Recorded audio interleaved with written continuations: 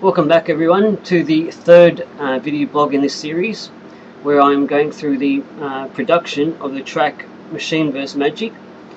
In the previous two blogs I went through the rhythm guitar part, the lead guitar and the bass guitar. In the second blog I went through the drum track and also the percussion loops. But in this blog I'm going to go through the other elements that will polish off this track. These other elements are either melodic or effectual type stuff. So let's start with this track here, the Unhinging Tremolo, which is by Heaviosity in the Evolved Mutations instrument. And it's a really cool sound that this gives. I find it basically has the sound of something crawling up your back, or even for me it was something I thought that I could simulate someone, firing off some magic in their hands and some sort of fireball or something, hurtling towards the enemy. So I'll just play this sound for you. As you can see here, I'm using the modulation wheel, and it does this cool effect on the sound as well. So let's just have a listen to this.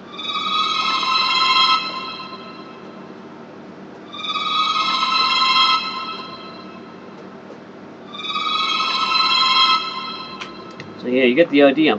If I just get rid of this modulation wheel data, you can hear what it sounds like without it. And yeah, it's cool, but nowhere near as creepy as when you've got this that modulation effect, that sort of climbing down feel, or going up your back. Sorry.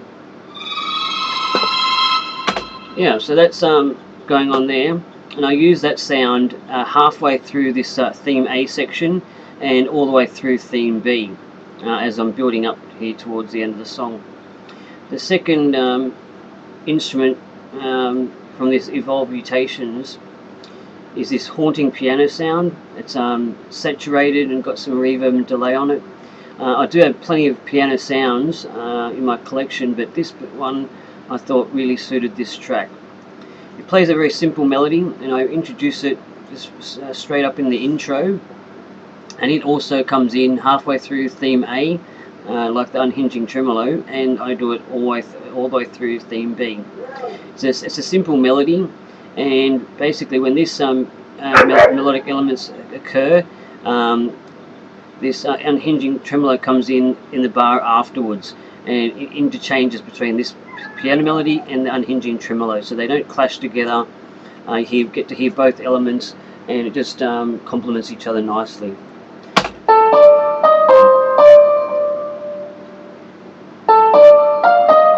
you can really hear that saturation and the bit of delay on there to help it ring out. It sounds really haunting. Alright, so that's that track element there.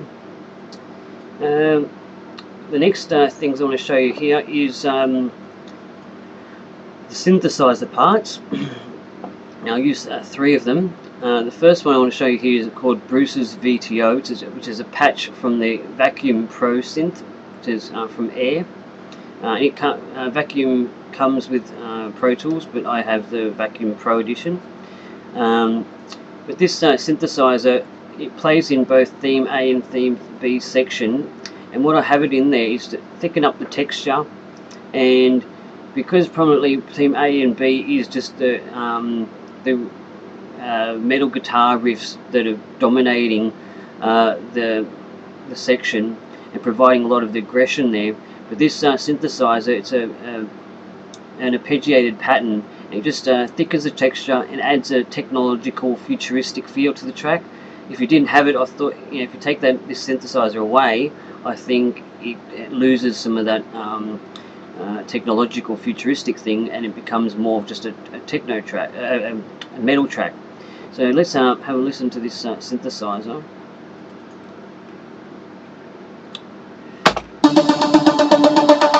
As you can see here with the modulation wheel, I'm using that to activate a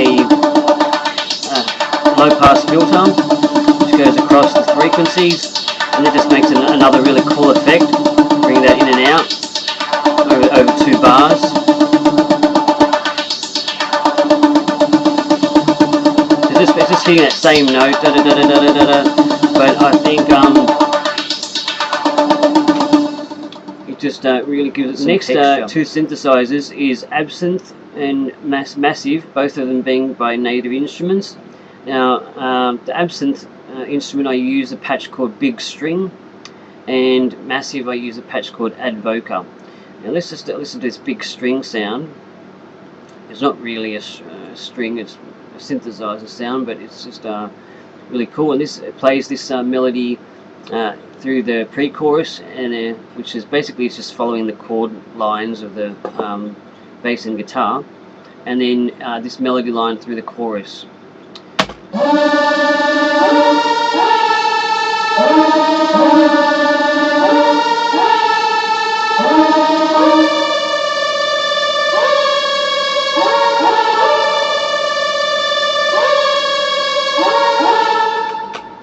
Yep, and then I fatten that up with this Advoca from the Massive instrument. Plays the same notes, but here it thinks it plays an octave higher, and then it matches the same octave in this chorus section. Let's have a listen to that.